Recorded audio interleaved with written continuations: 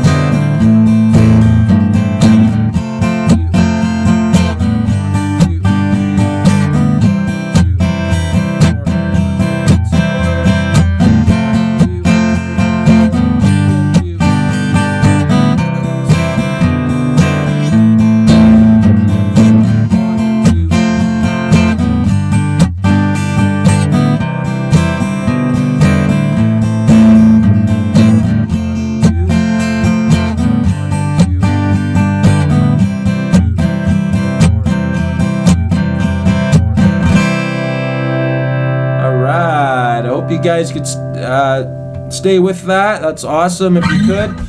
If not, it takes time and that's okay. Basically what I'll do is I'll put the sheet up too on the side of the screen so that you can go to the gear on the YouTube channel and slow it down to try to stick with the timing of the song with me. And the other thing you can do, like I said, if you're having a hard time with all these different transitions, go check out the tutorial at TJ Claudio. That's TJ with a space, Claudio, capital T, capital J with a capital C. Also, if you could take a moment to hit the subscribe button and click on the notifications box. That way you'll always get notified when I post new videos.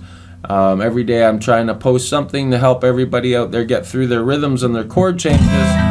Looks easy, but I know how hard it is. I remember when I started. So I came up with all these neat chord progressions and way to teach your hand how to change chords fast so you're not spending years at just trying to get a change. And you know some of the simplest things that I could teach you right now, and you'll see it on my tutorials. If I'm on a C chord and I want to get to G fast, instead of constantly just trying to make a change, teach your left hand first for finger 1 and 2 to get to the top, and teach them to come back, And notice my wrist is always out. Try not to play like this, guys. I see it too many times, and then you end up not wanting to play guitar anymore because it just gets too hard. So this is one technique to learn with your hand out of many, many more. We do hold our hand like that too, but not for chords like this. So just trying to teach you not to learn bad habits. And then you try to push 1 and 2 up. And notice how I'm just kind of pushing my fingers. I'm not really moving my hand in any way. So mostly like pulling your finger down to 1 and 2 and pushing up to the top. Now if you can get those two working good together, try to make 3 with your A minor. So basically string 2, 4, and 3. We always count from the bottom up. 1, 2, 3, 4, 5, 6. And then trying to get these two to land there. And go back with all 3 for your A minor. And then try to get maybe 3 and 4 to land here while you go back and forth to A minor. Never step in the chords though. This is one approach to making sure that eventually we can land them all together. So that's just one thing about chord changes. I've got millions of other ideas are being built for the website, and there's lots on my channel if you go to how to make the change on the video tabs under the playlist. The other thing is to, when you're playing a G, I notice people are like this with their hand. Try to be more back to your tuning keys and make sure we can get a pen or a pencil between our hand and the neck. All right, that's one move. And I mean, if you got to get down to that, then you can see that just my fingers are moving. And basically what's happening here is my hands kind of, notice how it shifts over, but I don't need to move my hand. All I do is I bring this and I put my thumb on, and my hand just slightly moves that way so these fingers can reach to 3. Kind of hard to keep your hand there and try to struggle to get 2 up there. But if we keep our hand back here and we just see how lightly I just moved it up just a bit, just an inch. But I didn't do this, I just kind of moved my hand this way. So hopefully that helps you get to a G chord. So back and forth, so you can see my hand kind of moves slightly, very slightly forward a bit. You can see now here it's almost at the fret wire where my finger is, and then all of a sudden now it's back almost behind the nut here of the guitar where the strings sit in. So just shifting it up a bit, but never doing this to get to my chord. Just some friendly guitar user tips so that you don't wind up with bad habits, because it's a lot of work to break them, guys. So try to learn your changes well and take your time learning, because once you get these changes, it's like riding a bike. You never forget them, so that's a good thing. If you maybe leave your guitar for 2 weeks, you might be a little rusty and slow at it, but you'll be able to pick up on it again within about 20 minutes.